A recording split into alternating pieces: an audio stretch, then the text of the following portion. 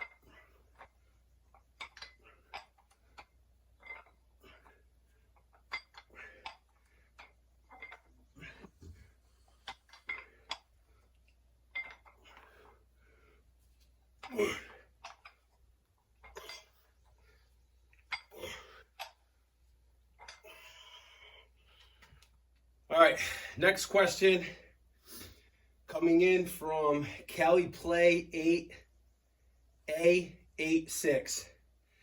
This is a good one. Just says, curious, what's with the pants tucked into the socks? Is that a baseball thing? No. I was never a baseball player. That's for sure. As far as the sweatpants tucked into the socks, is I can't stand opened bottom sweatpants. So sweatpants without the elastic at the end that goes tight to the ankles. I don't know what it is, but for whatever reason, I like sweatpants that have elastic, so that are tight to my ankles. I don't know why. Just something that I don't know. Personal preference. I have no clue why. So if I have sweatpants where the bottoms aren't elastic and aren't like, or have elastic and are not tight to my ankles, I just like to have them tight to my ankles, so I put them into my socks. There's no other reason why other than I want to make sure that I have sweatpants that are tight to my ankles. That's the only reason why. But I love the question though, so pretty cool. So thank you for that and appreciate it. So I'm gonna hit this next set and then we'll jump into another one.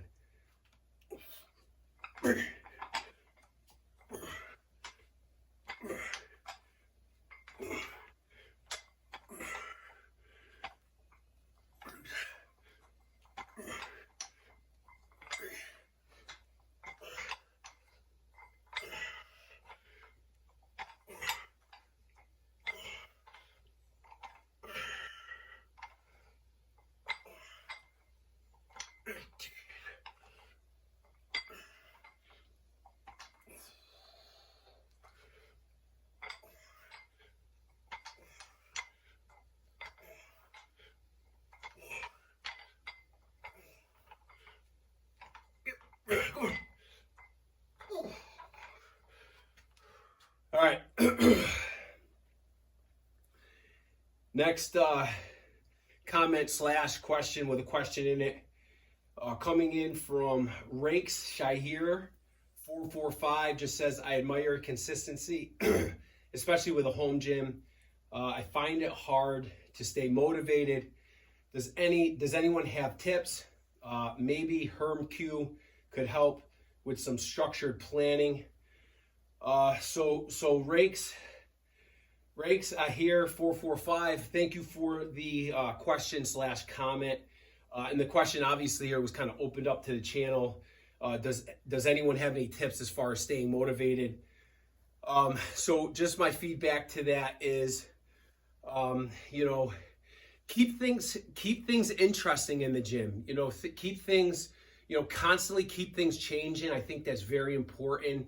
Never set yourself up. I'm a firm believer that goals are limitations. Again, I know it's almost cliche to say, have a goal, go smash your goals, have this, have that, go chase this and get it. Don't have any goals. Don't set yourself up for, goals for me in my eyes are a way to set limitations in the sense that, it's like once you hit a goal, I think a lot of people either pull back or they go into this kind of this, mentality of like, now what? So sometimes goals can be a way for us can hold ourselves back. Goals can kind of maybe in a sense set yourself back. So once you reach that goal, what's next? Or I think even more importantly, if you're chasing a goal and you don't necessarily reach that goal, I think there's a lot of frustration. That could be goals just simply in the workout, in one workout itself. Say you've been gearing up for weeks for one of your workouts to bench press 400 pounds or bench press a certain amount of weight or deadlift or squat, or you want to hit a certain amount of reps that you have planned for that workout or what have you. You set a goal for that workout, and then what happens when you don't, or you're not feeling good, or something happens and you can't hit that goal. It just leads to frustration. Progress is lost for that workout many times. Even for myself, having those goals set, even within a workout, and you don't hit it, it's frustration. You find yourself in the gym for 2 hours and you did absolutely nothing because it's in your head that you weren't able to do what you planned to do for that day. So if you look at that from kind of a much larger perspective as far as training in general, I think a lot of times goals can hinder us. But as far as staying motivated, you just have to, obviously, it's always this mindset of, I get to train, I don't have to train. A lot of people say, I have to go to the gym today, I have to do this, I have to do that. In my eyes, it says, I get to do this. You get to do this. We get to train. We get to live life. It's not that we have to live life, or, again, this is an opportunity. This is, this is something that we get to do. So I think that mindset of like, this is not a chore. This is not something I have to do. This is something we get to do. And I think if you truly love doing this, motivation is just there. I love to do this. There's never a time that I don't enjoy and love what I do, especially when it comes to training. And that mindset of I get to, I'm honored to do this. Again, it's something that I'm very grateful for, that I can continue to do this. And I've been doing this for a long time. And so just for my, I'm grateful that, my body's in good shape. My mindset is still, in that, that killer mentality when it comes down here. I just love it. But also at the same time, don't get stagnant. Change things up, try different things, again, just simply in your workouts by adding different grips and adding chains and bands to your workouts, trying different things, in the moment, learning different things on how to do different things and creating kind of your own exercise, your own workouts, and constantly keeping things, changing. Also, you made a comment in there, or in the comment was something about a home gym, right? Yes, it's great to have access to a home gym where you can just train, but also, you need a little extra motivation for some, right? So, when you're home, you're home. I mean, that home is your sanctuary. It's a relaxing place. It's a time to settle down. It's a place where we, again, we relax. So having a home gym sometimes, you could be much lazier in a home gym than as if you were traveling to a commercial gym, right? Or maybe surrounded by people, right? You're alone. Most people are alone when they're training in their homes.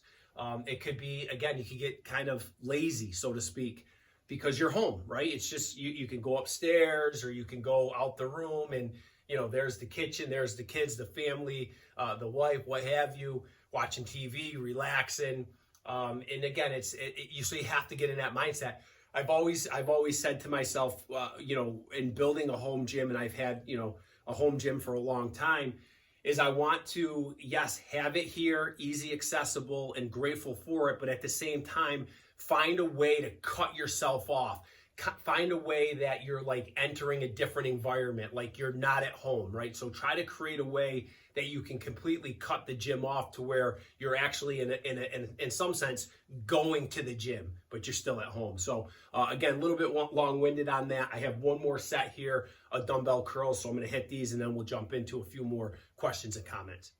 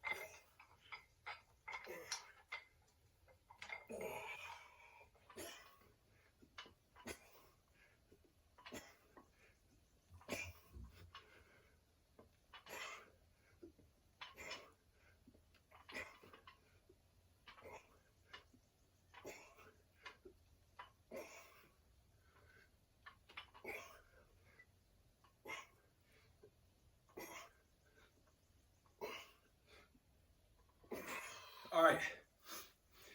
Next question / comment coming in from, let's see here, Shism. Sorry if I butchered that. And then there's another one on that from Timon Bubnik 322. So this one says, bro, I'm genuinely amazed by your resilience to pain. I need your help. Please reply. I have major pain in my right elbow when pushing weight or tricep exercises. What do I do? And then Tim on Bubnik 322 says, same. Does it happen when your arm is very bent? For example, bottom position of dips. So it looks like some elbow pain here. So it could be tendonitis, inflammation. It could be, it could be a lot of different things, to be honest. And again, this is, I am not a physical therapist. I'm not a doctor, but it also could be radiant pain. It could be something, it could potentially be something in your shoulder, causing discomfort down there. It could be, not necessarily, specifically to the pain in general, but there could be a shoulder issue going on where you could potentially be, compensating the shoulder subconsciously and adding more stress in other areas such as the elbow or whatnot, trying to compensate for something in the shoulder. So there might be many things that you can do. And again, like I said, I'm not a doctor or a professional when it comes to this, but my number one response to any kind of elbow discomfort is get yourself some compression on that area. Now that's compression, whether it's compression cuffs that go around. You'll see in some of my videos, I wear the compression cuffs. You'll see also, I get a lot of questions about the BFR bands. And maybe I'll hit that in just a moment about the BFR bands, because that might answer a lot of other questions that are coming in. But as far as the elbow discomfort, my number one thought, again, no science backing this. Well, there is science backing this, but again, I'm not a professional or an expert in this, but get some compression on that area. So, elbow cuffs. And then even for your rehab or prehab to your workouts, a lot of compression work in that area could work as well. So if you get some physical therapy, compression bands, they're kind of they're thicker bands. They're made for obviously physical therapy or just in general, but they're thicker bands. They're really elastic, and you can wrap that stuff around and do a lot of massage work in those areas. But I think compression is one of the best bets for that. Again, getting yourself some compression cuffs. I wear those. I had a ton, especially in this. So I've torn both my distal tendons and both biceps. You'll notice this bicep, or if you notice or not, but this arm is a lot smaller than this arm just because of the damage that was done when I tore this bicep. So, but again, both distal tendons, full ruptures, full surgery on both of them. And so I had, even before those injuries, I had tendonitis a lot, especially powerlifting, either holding a ton of weight on my back for squat or benching really heavy. And I found that compression was a great way to relieve some of that.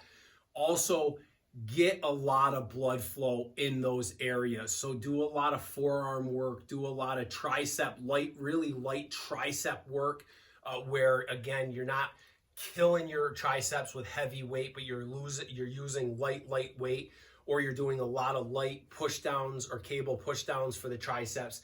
Get a lot of blood in that area to help feed it. Again, more blood flow in those areas, the more oxygen, the more nutrients in those areas to help them recover. But also getting blood in there will help reduce some of the inflammation.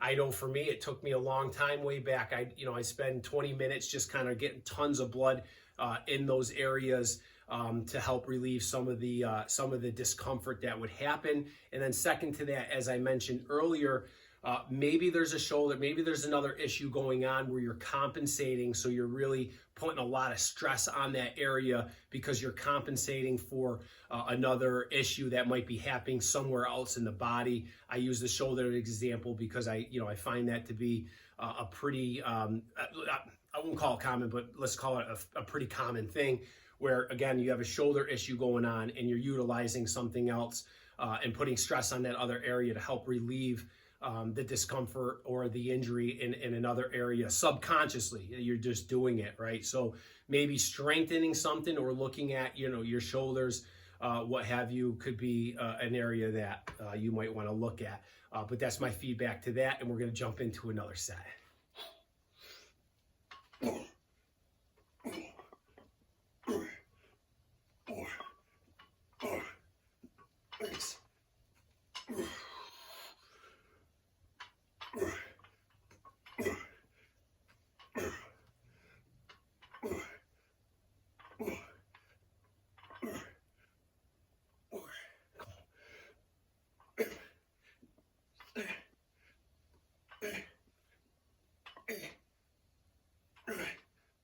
All right, next question coming in from ASPHYXINAIANT99.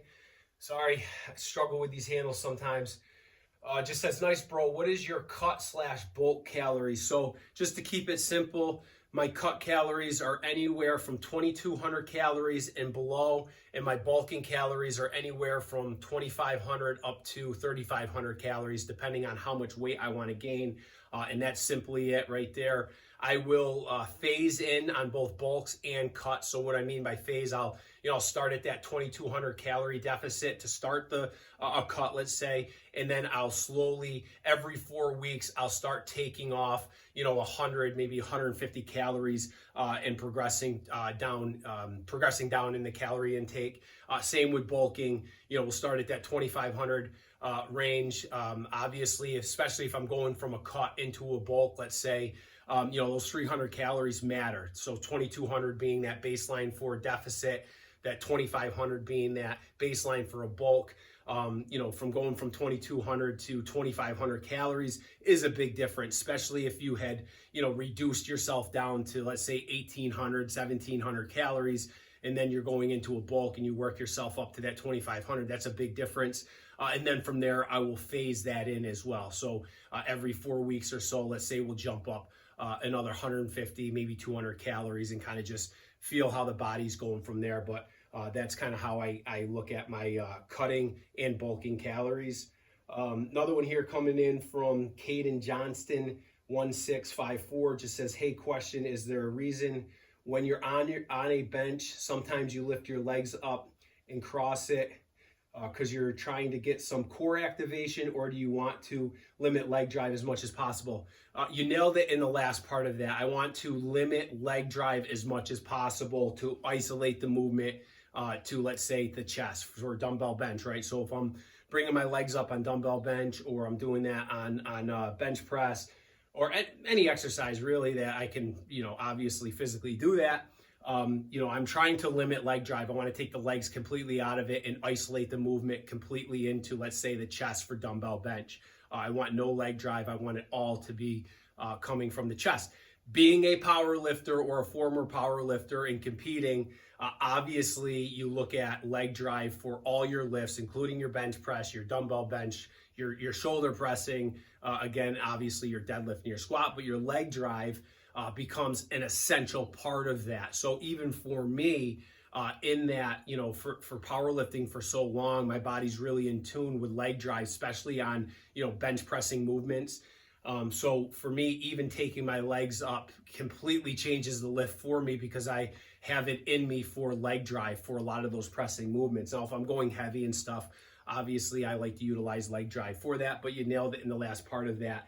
Utilizing putting my feet up so I can remove the leg drive out of the lift and isolate it just into the upper body, let's say. So appreciate that. Another one here, let's see.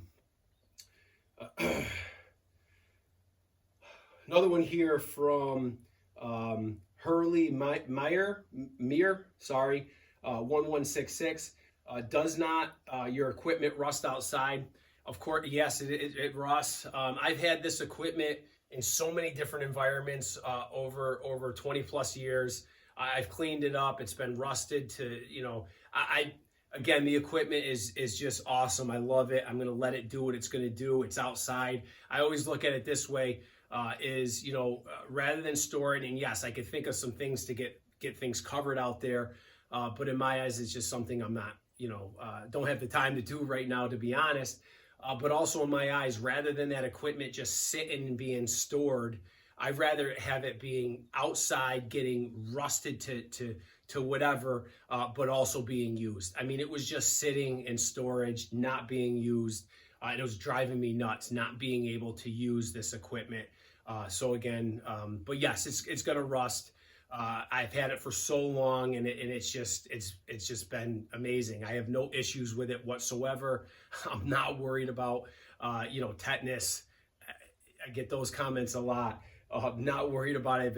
I've been touching this equipment for 20 plus years, and I'm good. So, but as far as it rusting, yes, it's going to rust, and I am not worried about it. Old school equipment is just, in my eyes, made for it. It'll be fine. Smith machine's fine. All of it's fine. It's fine. I keep my eye on certain things, obviously, but it is just solid as can be, and I'm not worried about it. But either way, appreciate that. Let's see here. Same handle. Just says, why did you move out of the basement? It's just extra equipment that I have. Some equipment that I love to use. Old school equipment that I had in storage, and I had no room for it down here, so we made a nice little outside gym for it. So I didn't move out of the basement. Another one here from Literally Guts, Berserk, just says, how do you get your stomach to handle all this food? I need tips because I'm also trying to bulk. Listen, eating is no different than training. No different. You should treat your diet and eating just like a workout. Every meal is like a workout, whether you're cutting or bulking, especially when you're bulking. It is no different than a workout. You have to train your body, train your stomach. You have to eat even when you don't want to. It's like getting that last rep. It's like pushing a rep to failure, putting that last spoonful of rice and chicken into your mouth. It's no different. It's the mindset of training. So one tip is treat it like you're training. Treat your diet and eating like you're training. I get so many questions and comments about, I can't gain weight, I can't cut weight. The reality is it's not, it's really, and I don't mean this negatively, or I don't want this to sound like negative, but it's not rocket science. Listen, if you have a fast metabolism and you have a trouble getting in food and eating, you have to force yourself to eat. You have to get into that calorie surplus to where your body is no longer burning into a deficit. And same goes for on the other side with cutting. If you have to starve yourself, again, I mean starving, right? I mean, during cuts, not that you're probably eating what during a cut for most of us, you're probably eating what the average human being should be eating. But although a lot of us are used to either bulking or eating a lot of food, so when you go into a calorie deficit or deficit, your body's adjusted and trained to be eating a lot of food. So then you go into, let's call a normal diet, which may be a cutting diet or deficit for most of us, and you're hungry. And again, if you're not losing weight, make yourself more hungry. Eat less. Again, find a balance. You got to push yourself. So you treat it like training. That's my best tip back to that. So with that, guys, I'm going to hit one more set here. Then I have one other exercise, and we'll wrap this thing up.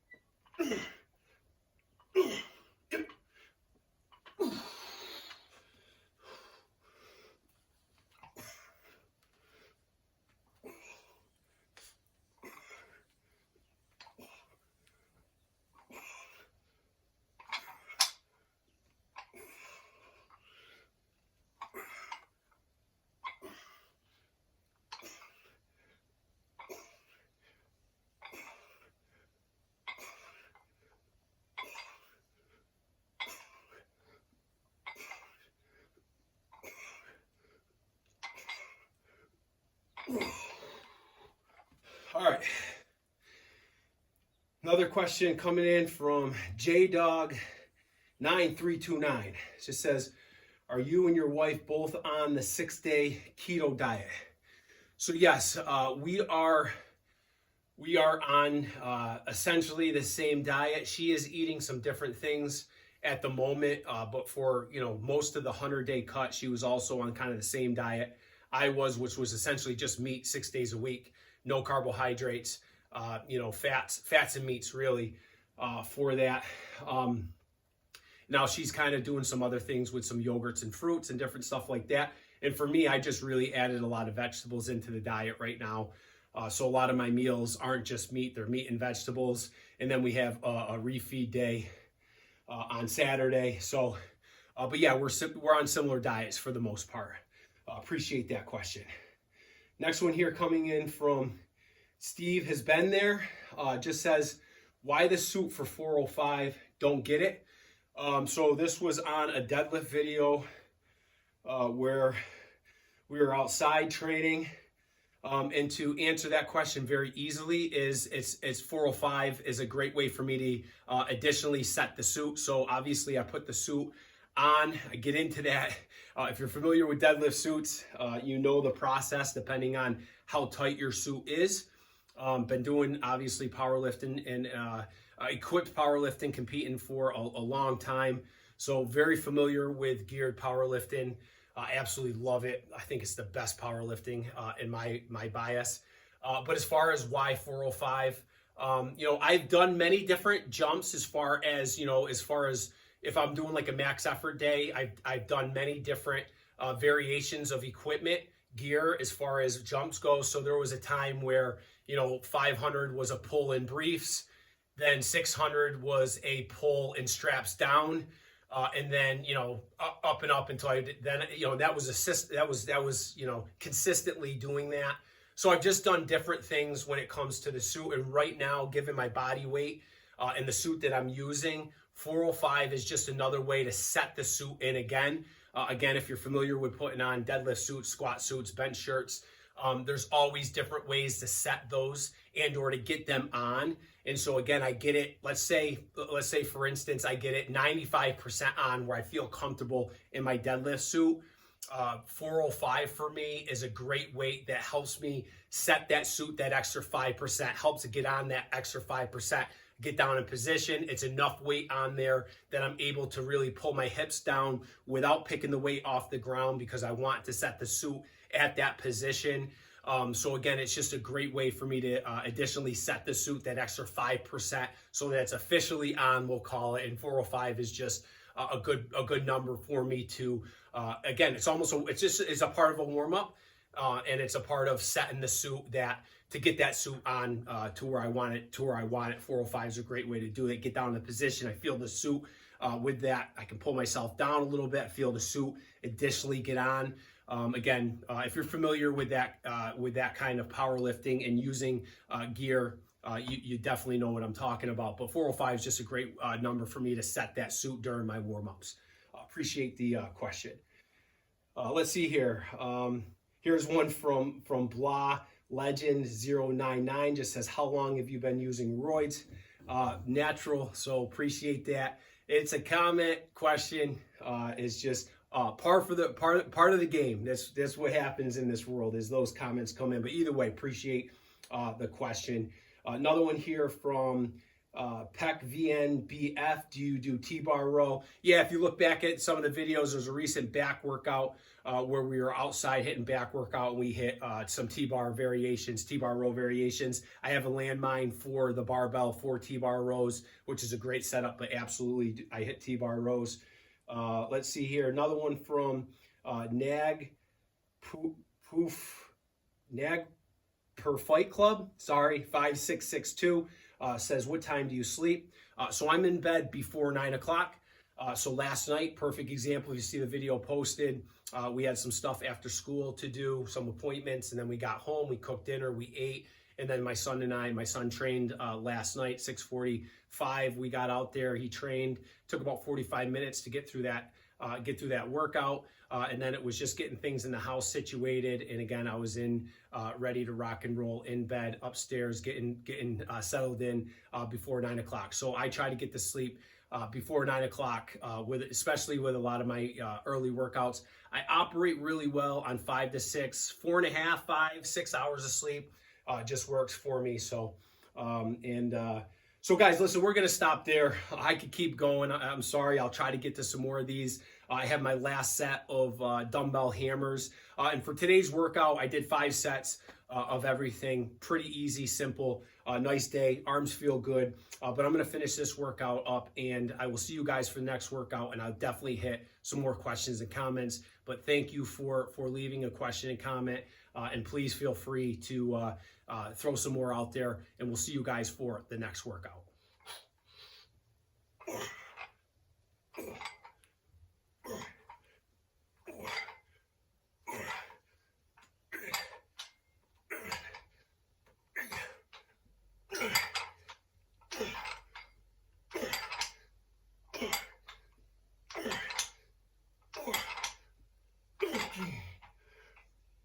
Yeah.